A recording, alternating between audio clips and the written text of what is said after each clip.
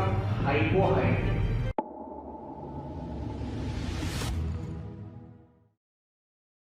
राजधानी दिल्ली में चिलचिलाती गर्मी के कारण भारत को निर्जलीकरण डिहाइड्रेशन से निपटने की गंभीर चुनौती का सामना करना पड़ता है, खासकर बच्चों में, जहां डायरिया मृत्यु दर का तीसरा प्रमुख कारण है। हाल के NFHS 5 डेटा से पता चला है कि ओरल डिहाइड्रेशन सॉल्ट यानी ORS एक आवश्यक दवा होने के बावजूद डायरिया से पीड़ित केवल 60.6% बच्चों को मिलता है, जो जागरूकता बढ़ाने और उचित उपयोग की आवश्यकता पर प्रकाश डालता है।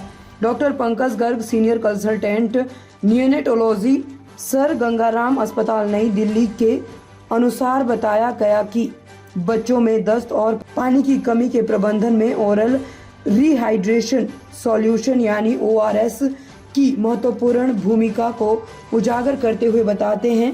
दस्त से तेजी से तरल पदार्थ की कमी, इलेक्ट्रोलाइट असंतुलन और पानी की कमी होती है। ORS इन खोए हुए तरल पदार्थों और इलेक्ट्रोलाइट्स की कमी को पूरा करने का एक सरल लेकिन अत्यधिक प्रभावी तरीका है, जो कॉम्प्लिकेशंस को रोकता है और विशेष रूप से छोटे बच्चों में तेजी से सुधार में मदद करता है। ये समझना महत्वपूर्ण है कि ORS सुरक्षित और प्रभावी दोनों है। गलत नमक या चीनी के मिश्रण का उपयोग हानिकारक हो सकता है। पानी की कमी के उचित प्रबंधन के लिए पानी और इलेक्ट्रोलाइट्स का सटीक संतुलन आवश्यक है। दिल्ली से अतुल श्रीवास्तव की रिपोर्ट।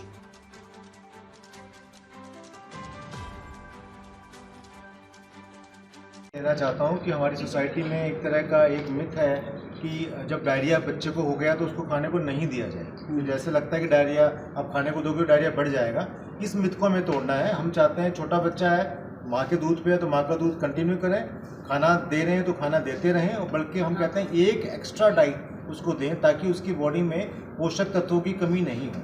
ये हम मानते हैं कि जो बच्चे होंगे जिनको लूज मोशंस होगा उनकी इच्छा कम हो जाती है, तो उसका सोल्यूशन है कि थोड़ी थोड़ी देर में, एक बार में बल्क फूड ना देके थोड़ी थोड़ी देर में उनको खाना देते रहें। उसमें आप फैट की मात्रा बढ़ा सकते हैं, इसमें कोई दिक्कत नहीं है।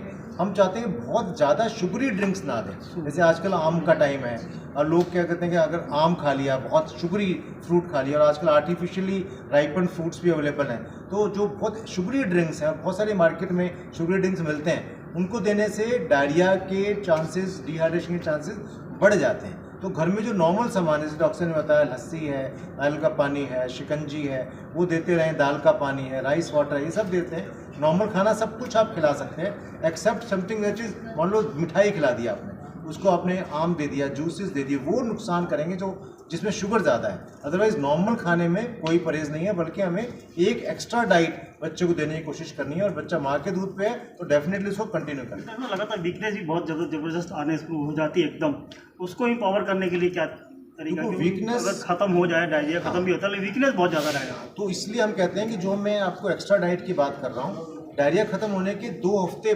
तक एक्स्ट्रा डाइट उसको देते रहें। क्योंकि डायरिया में मान लिया बच्चे ने 10% वेट लूज कर लिया, तो एक 10 किलो का बच्चा 9 किलो का रह गया, तो ये 1 किलो वजन बढ़ाने में, उसको वापस बढ़ाने में समय लगने वाला है। तो उसको डाइट को अपने आने वाले 2 हफ्ते तक भी बढ़ा के रखना है। और जैसे हमने डिस्कस किया कि हम उसको जिंक देते हैं, जैसे उसको भी डायरिया ठीक होने के बाद भी 14 दिन तक देते रहना है। जो ORS है वो तो जैसे ही डायरिया ठीक हो जाता है, आपको डिहाइड्रेशन खत्म हो जाती है, तो ORS नहीं देना है, वो तभी तक देना है जब तक उसको डायरिया चल रहा है।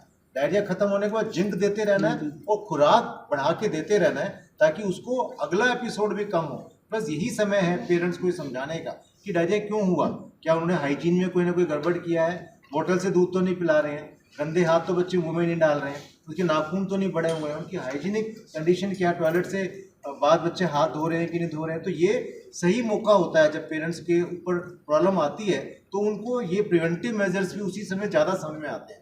तो यही समय उनको ये बताने का कि उन हार्मफुल प्रैक्टिस से बचा जाए जिसकी वजह से इसको डायरिया हुआ है, जिसकी वजह से प्रॉब्लम हो, जैसे हीट स्ट्रोक है तो उससे बचाया जा सकता है। तो यही समय उनको एजुकेट करने का कि उनको कैसे इन प्रॉब्लम से बचना है, और हो जाए तो कैसे इस प्रॉब्लम का सोल्यूशन करना है और आगे उनकी हेल्थ पे प्रभाव ना पड़े। हमारे देश में डायरिया सबसे बड़ी वो कारण है जिससे बच्चे की ग्रोथ कम हो जाती है, उनकी हाइट कम हो जाती है, और बार बार डायरिया होता रहता है तो उनकी स्टंटिंग ना हो, उनके न्यूट्रिशन पे इफेक्ट ना आए। तो उस एपिसोड को भी ट्रीट करना है और उसके बाद भी डाइट को बढ़ा के रखना है ताकि आगे इम्पैक्ट ना हो। Thank you. हीट स्ट्रोक चल रहा है, बहुत गर्मी चल रही है, लोगों को डिहाइड्रेशन की बहुत ज़्यादा प्रॉब्लम हो रही है, आपने उसका एक यहाँ पर एक स्पेसिफिक रखा हुआ है यहाँ पर कि लोगों को इस तरीके से समझाया जाए, तो क्या क्या नॉर्म्स हैं, लोगों को पता कैसे लगता है कि बहुत ज़्यादा धूप में आने के बाद डिहाइड्रेशन हो गया है, हीट स्ट्रोक हो गया है, किस तरीके से पता लगता है? फर्स्ट ऑफ ऑल क्या होता है? आपका मुंह सूखेगा, आपकी ज़बान सूखेगी, आपको चक्कर आ सकता है, आपको सर में दर्द हो सकता है, आपकी शरीर में गर्मी महसूस हो सकती है, आपको नौजिया यानी इम्तला हो सकता है, उल्टी आ सकती है, आपकी स्किन गर्म होकर ड्राई हो सकती है, आपकी आंखों में जलन हो सकती है, आपके शरीर में एग्जॉशन हो सकता है, आपको क्रैम्प्स हो सकते हैं और जाके घर पे डायरिया हो सकता है। बच्चों में ख़ास तौर से, बूढ़ों में ख़ास तौर से ये हो सकता है। तो ऐसे मौसम में अगर आप हीट से 10 मिनट से ज़्यादा एक्सपोज हो जाते हैं, आपकी बॉडी का टेम्परेचर 102, 103 और हीट स्ट्रोक के लिए 104 हो जाता है, तो ये संभावना बहुत बड़ी हो जाती है कि आपको डायरिया होगा, डिहाइड्रेशन होगा इससे पहले, और आप एग्जॉस्ट हो जाएंगे और बहुत सीवियर केसेस में हो सकता है आपको डॉक्टर की सलाह और अस्पताल में भर्ती होना पड़े। फर्स्ट ऑफ ऑल क्या प्रिकॉशन है? शुरुआती तौर पर क्या प्रिकॉशन लेना चाहिए? ORS है, घर के बनाई हुई चीज़ें हैं, या किस तरीके से? देखिए, पानी का कोई रिप्लेसमेंट नहीं है, लेकिन हमारे शरीर में केवल पानी नहीं होता है, उसमें इलेक्ट्रोलाइट्स भी होते हैं। तो जैसे कि अभी हम लोगों ने डिस्कस किया है कि वर्ल्ड में सबसे पहले बांग्लादेश और इंडिया में इस बात का प्रयोग किया गया कि नस में पानी चढ़ाने से, सलाइन और दूसरे सॉल्ट चढ़ाने से बेहतर ये हुआ है, ख़ास तौर से बच्चों में, कि उनके पानी को रिप्लेस किया गया है ORS से, और WHO ने इसको मान्यता दी है। तो इस समय ज़रूरत इस बात की है कि WHO के मानक के हिसाब से बने हुए ORS के पैकेट ही खरीदें, बने बनाए ORS या ORS जैसे जो सोल्यूशन है उनको ना खरीदें, वो आपके लिए हानिकारक हो सकते हैं। तो हमारा मैसेज ये है कि आप WHO प्रमाणित ORS के पैकेट और WHO प्रमाणित ORS का घोल लें, उसी को कंज्यूम करें, उसके अलावा कोई ऐसी चीज़ कंज्यूम ना करें। घरेलू अगर आप बहुत ही इस लायक नहीं है उसको परचेज करने के, तो चावल के पानी और नमक का इस्तेमाल कर सकते हैं, उसमें थोड़ी शक्कर डाल सकते हैं। बच्चों के लिए हमारे साथ डॉक्टर पंकज हैं, वो बताएंगे कैसे आप मैनेज कर सकते हैं। ताज़ा खबरों से जुड़े रहने के लिए हमारे चैनल को सब्सक्राइब करें और बेल आइकन को दबाना ना भूलें, ताकि हर खबर की नोटिफिकेशन आपको मिलती रहे।